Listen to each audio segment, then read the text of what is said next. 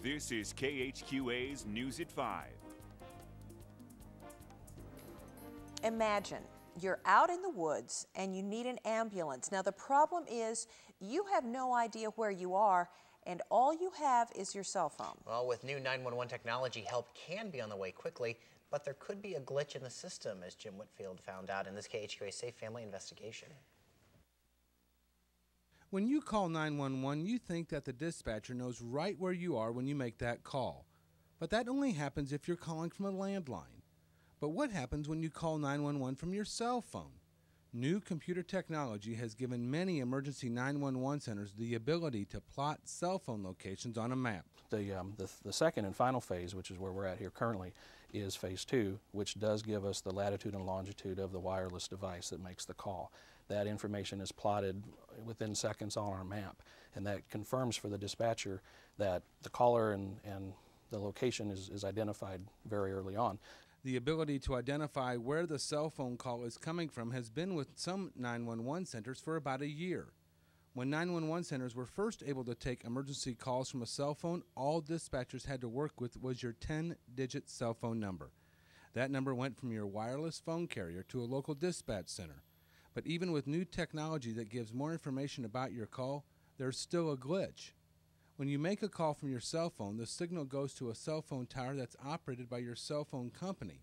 And sometimes it's not the closest tower to your location. So there's no guarantee, like a landline phone, every time you call 911 from your home phone, it's going to go to the same place. But you could be on different sides of the street and get two different PSAPs just because one tower is closer than the next one. So that's important to know.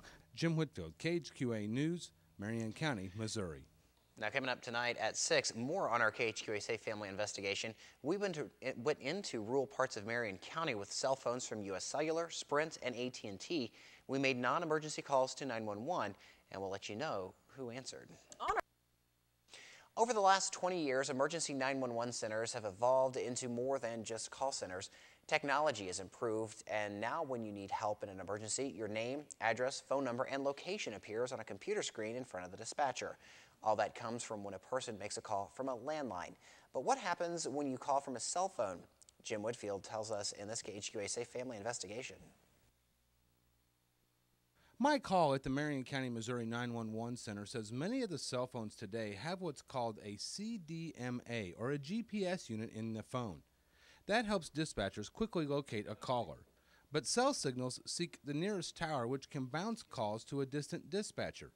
We went to several rural locations in Marion County with cell phones from U.S. Cellular, AT&T, and Sprint.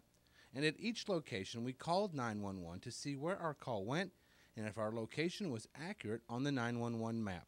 I think it's important for citizens to understand that since their cell phone is basically a small radio, those signals can bounce around. And if you call 911 and you're on the fringe between two counties or two states even, sometimes those cell phone signals will hit a tower in an adjoining jurisdiction.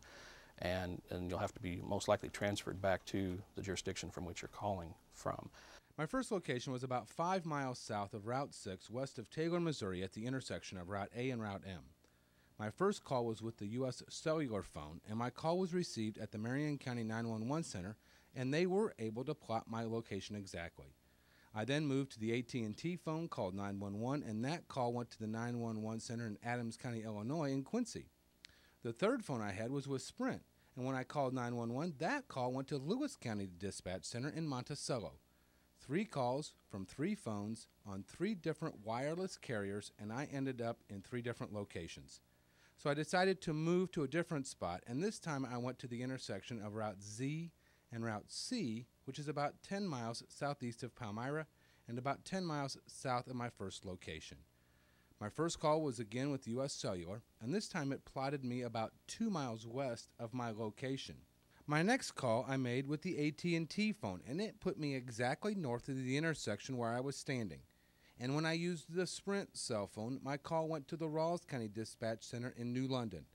Hall said the U.S. Cellular call hit a tower on the northwest side of Palmyra, and because of the distance of about 9.5 miles, there could have been some disparity in the data that was being sent. This Safe Family reminder, it's always a good idea to know where you're traveling and to mark your location by highways or landmarks, just in case your cell phone call gets bounced to a different dispatcher. And on a side note, when I was headed back to the 911 center in Hannibal from my second location, I contacted the dispatch center, kept an open line with them with my cell phone for about 14 minutes. They were able to track my location on every highway, street, and town that I used, and there was only a lag time of about 5 seconds.